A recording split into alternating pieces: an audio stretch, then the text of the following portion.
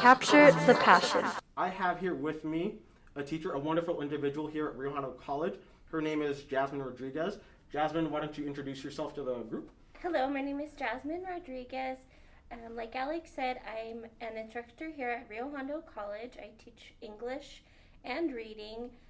Prior to teaching at the community college, I taught high school for 10 years. I taught English, theater, AP language, and then I sort of transitioned into teaching community college, and I found my calling, so here I am now at Rio Hondo College. Oh my goodness, that is a lot of teaching. Yes, it is. What made you want to become a teacher? I think part of me always knew because I loved learning, I loved reading, I loved books, and I felt that some aspects of education came easily to me.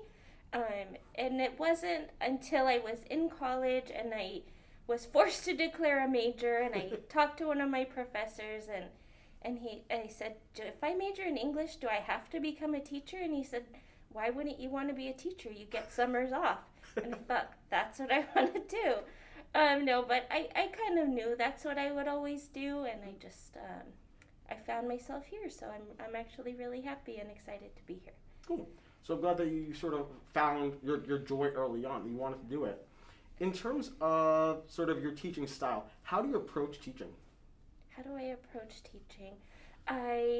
It's taken me a long time to sort of figure out that the first thing you should do is be yourself and find your own style and what works for you. That's my first step in my process is just accepting who I am and what are my strengths as a teacher. And the second aspect I would say is making it student-centered. If students are having fun, if they're engaged, if they're interested, then they're going to be more likely to learn and take something away from your class than otherwise. Okay. In terms of, and I like how you said that your style sort of comes down to two things. One, knowing yourself, and then also trying to bring things that are more student-centered. Who helped you sort of find out like how to be yourself? I remember you saying that one of your English teachers in college sort of got you into the career field. Like, how did they get you into it? I mean, aside from telling you, hey, summer's off. That's a great question.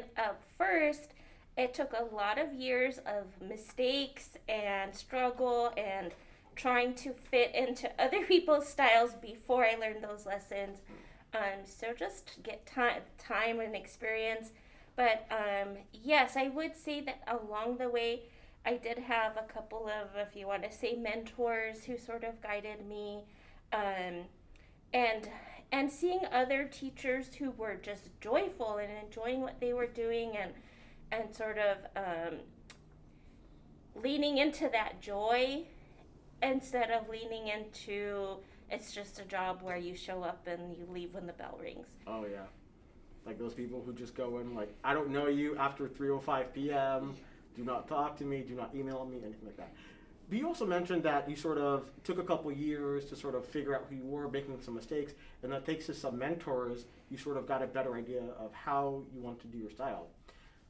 What were your mentors like? Well, I think I had to seek them out because I was in a place where year after year I felt like I wanted to grow as a teacher, but I didn't know how. I was looking at the people around me and I sort of had to go out into the world and find groups like this and find English teacher groups and writing groups where people were passionate about teaching and sort of join those groups or find those people. So seeking it out was one step. And then finding teachers to collaborate with that were excited about teaching and wanted to stay after school and talk about teaching and lesson planning and how to make things more fun and interesting for the students. So seeking that out was a big step for me. So it's great that this program is doing this because you're giving these students an opportunity to have mentors and start out their career being excited and wanting to find that joy right off the bat instead of going through maybe that struggle that I went through. Yeah, and I feel the same way because I feel sort of the same way as you in terms of education, that it's sort of difficult to find people who you sort of gel with, people who can help invigorate you and energize you. I know multiple coworkers. I have multiple coworkers who are just like what you said. They're more like a clock in, clock out type of teacher. Their only concern is to just go over the material, give a student a test, so that way students can prove that they did their readings or something like that, and then they just enjoy their summers because for them teaching is more of a job. But you said also that for you, the struggle that you had trying to find other like mentors or trying to find other faculty who were as inspiring as you and who could help you feel inspired. What were some of the things that y'all talked about that helped you to be inspired? That's a great question. I think some of the things that we talked about, I mean, I would say the number one thing we talked about is, hey, my students are bored. What are you doing to make your class fun? What are you doing to make it interesting or engaging? You know what? My students are bored too. Let's put our heads together and figure some things out. I remember going to a couple of conferences with guest speakers, guest educators who had really inspiring ideas. And one thing I will say is that I started going to these conferences and, oh, this is great. I can use all these ideas with my students. And I did, and it was wonderful. But I mean, we're in the RTLI cohort together, Yeah. and which is about equity in education. And something that, again, took me a couple of years to realize was, while a lot of these mentor teachers and these writers had brilliant ideas and they were really inspiring, they were not necessarily applicable to my students and their culture, their diversity, who they are as people. So after a few years, I really kind of got into, how do I take these great ideas and support my students and who they are.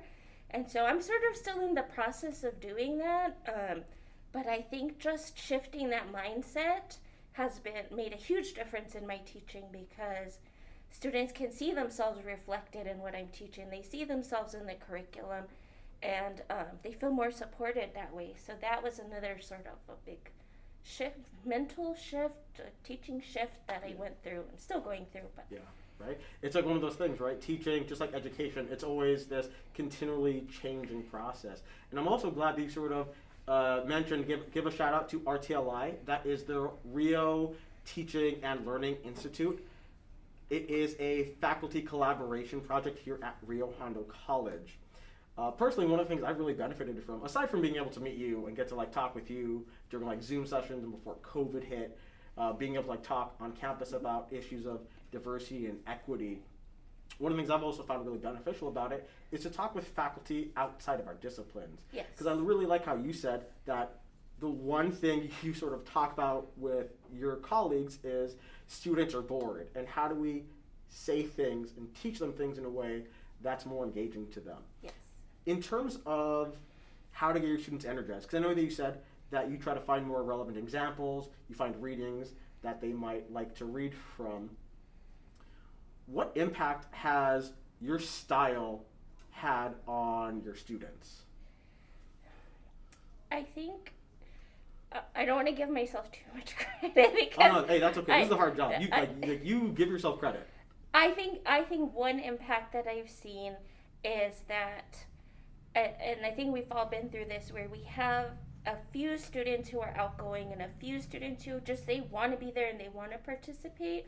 But I think by incorporating this equity mindset, you're engaging more students. You're engaging students who would not necessarily have been outspoken or been participating than before. So you're getting that one student who you would have never known they were there, but now they're there and they're part of the class, and that's just fantastic. That's really that's why we're there. And so I think that's one impact I've seen. Can I give an example? Of course. So I don't remember how I started doing this, but I was looking for a reading, and I said, you know what, I want to find some writers that we haven't explored before. So I found some Middle Eastern writers, and I found this great short story from this woman from Afghanistan. And I thought this will be cool. We'll read this and see what they think. And I read it with my class, and sure enough, I had this student who he rarely talked. I hadn't really heard much from him, and he just lit up. And he's like, "I'm from Pakistan. I know what all these words mean. I love this story." And I was like, "Oh my gosh, this is great." But yeah, it was just such a moment where it's like, oh, I reached somebody who wasn't feeling included in the class. Yeah. So that's one of those moments, I think. Yeah. I think that's a great example too, right? Because sometimes we're just shooting a lot of stuff out and we're hoping that something sticks for one person. And I think that's really good because that's sort of indicative of mentorship. With Yes. you trying different things, giving different reading materials, so that way something connected with one of your students. Since then, how do you sort of talk to your students on a more one-on-one, sort of personalized level? One of the components of my class, and this is generally for our Rio Hondo's reading program, all of our reading classes, and I think some of the English classes as well, is conferences, student conferences. So pre-COVID, we would meet in the computer lab, and you would have time to meet with every single student and conference with them and answer their questions. But since we've moved online, it's just become really difficult with their schedules and timing. And despite all of that, I said, we're going to do this. We're going to make it happen. I'm going to meet with every single one of you however we can.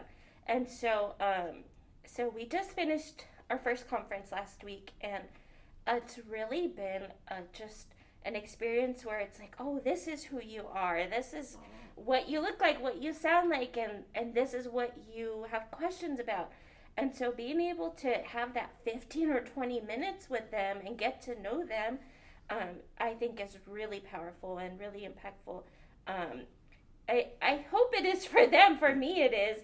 But it's just sometimes there are some things that you need to say verbally and not just through a messenger system. And it just makes it more clear for both of us. Yeah, right? Because you need to make that personal connection. And I'm glad that the conference that you had set up really got your students engaged. Since then, since you've had that, have you been able to sort of help mentor any of your students? Because you said you've been teaching for a while now. Do you have any strong relationships with any of your past students or students right now who are like asking questions, needing your advice about stuff outside of class? I had a student ask. We were in a group conference. I think there were 4 or 5 students, and she was kind of quiet. They each asked her question, and we talked. And she was the last one to go, and she said, "You know what? I'm just gonna say it. I am struggling as a first-year college student." Just coming out of 2 years of being in the pandemic, her last 2 years of high school were on lockdown over Zoom, and she said, I'm struggling with that.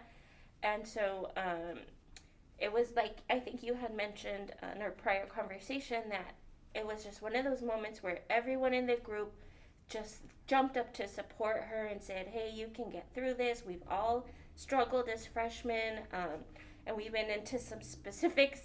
The other students went into specifics as to what she can do to succeed as a first-year college student.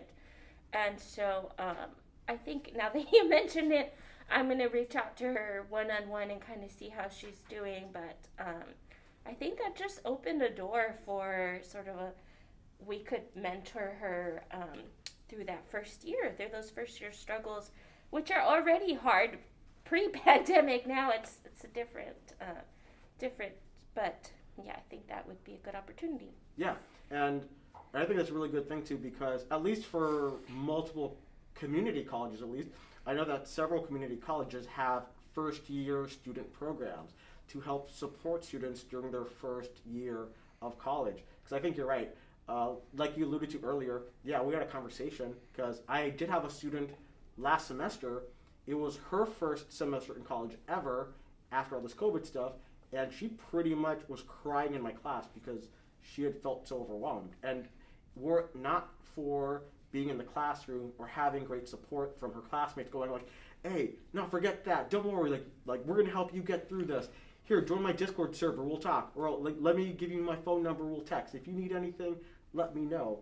That you have those really great one-on-one moments that really help provide the support to people to be more successful. So you've said so far how you've really helped out with creating a conference to get more students involved, on how both you and I are in the Rio Teaching and Learning Institute, or RTLI for short. In terms of mentorship, do you ever get any mentorship, or let me rephrase this, do you have any faculty colleagues, either in the K-12 education or higher education, that you might consider your mentor? Yes, I do. I'm really lucky because when I first started teaching here at Rio Hondo College, I was assigned a mentor who was just fantastic. She's just the kindest person you could ever meet, and she sort of let me follow her around a little bit, and I also have met people along the way who just I inspired by their teaching, and I said, can I be your friend? Can I learn from you? And so I do have those, and I'm really appreciative of them because, teaching can be, I guess, I don't know if isolating is the word. You're in your little bubble with you and your students, and so building those relationships with other professionals and learning from them is as part of that evolution. It's part of you not just saying, okay, I got this, I can do it now. It should always be growth, and so having those relationships really helps build that growth and helps you grow as a person, as an educator. Cool. In terms of the people that you consider your mentors, what's their style to sort of mentoring you? Because I know that some people, just like how everybody has different personalities, people sort of mentor in different ways. I, for example, I'm a very sort of hands-on type of teacher. I very much micromanage stuff. I do have a couple colleagues that I'm mentoring right now, and they're always asking me for advice on their presentation slides or what assignments to give them.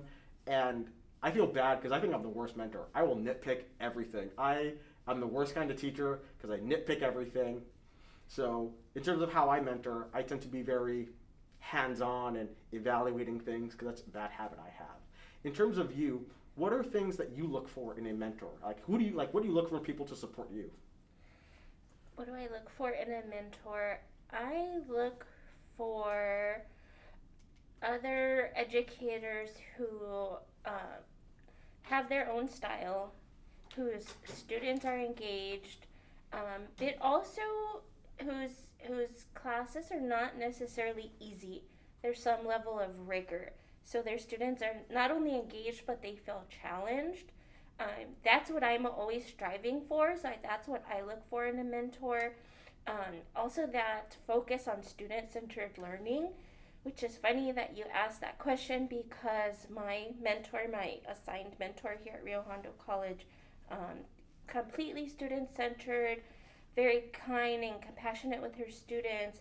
And during our student conferences, one of my students said, not every professor is willing to go out of their way to help you. He said, but I did have this one professor, or two professors, who really went out of their way to help me. And one of the names he mentioned was my mentor. And I said, oh my gosh, yes, she's the best. It all comes full circle. It came full circle. That was a great moment. So yes, yeah, that's what I look for is those aspects of their teaching, but also I can be reserved and not necessarily outgoing. So I need somebody who's going to be a little more outgoing and a little more talkative and sort of bring me in. So I need that as a person. Yeah, somebody who's willing to sort of push you, sort of get you out of the box, so to say. Yeah, just somebody friendly who's going to be a little more outgoing because I tend to be more on the quiet side. Oh. What about listeners? Because I know that you said that you tend to look for people who sort of have their own style, and that you said that you tend to be more reserved in the listener. When you work with other people, either as students or mentors or mentees, what do you do if you know that there is a student or a mentee that you might have and they tend to be reserved? From a mentor perspective, how would you get a student or mentee to open up to you more? That's a great question. How would I get a mentee to open up to me more? I think you sort of already said it, but being a good listener, listening to what they're saying and sort of, I don't know if you want to say repeating it back and saying, is this what you mean? Am I understanding you? And giving them an opportunity to let me start. No, I no would say problem. I don't like the word safe space because it's, but giving them a safe space where they feel comfortable and to open up and say, this is what I'm trying to express, and then not judging, not interrupting or stepping over their words, but saying, okay, that's what you're feeling, that's what you're going through, let's work from there. um, and not pressuring them either, not forcing them to explain yourself right now, but just kind of guiding them and letting them lead until they feel comfortable, I guess you would say. Okay, giving them sort of that space. And I know, I'm glad that you sort of hesitate about saying safe space. And then you just went, you know what? We need to give them a safe space, because sometimes you have to say things like, sometimes that's the only way you could describe things, the words Yes. that come to your top of your mind. Let me ask you a little bit of a more difficult question. Okay. If one were to describe you as a mentor, or just as a teacher in general, what do you think is one or maybe three words that people would use to describe your style of teaching or mentorship? 3 words to describe my style of teaching or mentorship. Yeah, so the idea is like, when people think of Jasmine Rodriguez, what do they think of? I think I try really hard to be straightforward and I don't know if organized or clear. I try to filter out a lot of extra stuff because our brains and our students' brains are already so overloaded with information and other stuff. I try to be keep it as simple as possible. I think that's one way. A second way, I try to be helpful. I just want to be helpful. I don't want to get in their way. Tell me what you need and I'll help you to get there. That's my second one. And my third one, I would have to say, third way they would describe me as, I think I'm pretty kind. I'm not naturally a sarcastic person. I try to avoid sarcasm. I try to, I'm going to say it again, but like you said, the only way to say it is I try to just lean into being kind, because you don't know what's going on behind somebody's words or actions or what they're going through, so I just try to lead with kindness. Okay, one last question. Sure. So one of the things you described yourself as helpful, so this last question is to sort of get you help. What advice would you give to somebody who is looking for a mentor? The advice I would give to somebody, I think this goes back to the beginning of our conversation where I said my attitude toward teaching is knowing yourself and finding your own style. And I think that's the same for mentorship. It's finding people who you are comfortable with, who you connect with, and not just necessarily who's there, but who's going to be a good fit for you. And I think our students don't know that yet. They don't know that they can take the time to find who I'm going to work best with and who's going to be the best fit for me and me for them. So just networking, meeting different people and finding who's gonna be the best support for me. Cool. Thank you so much, Jasmine, for coming in. For anybody listening, make sure to take Jasmine Rodriguez's classes. She is a great teacher. You heard her say it. She is kind, she is helpful, she is organized. Thank you so much for joining us today. Thank you. Thank you for having me. Capture the passion.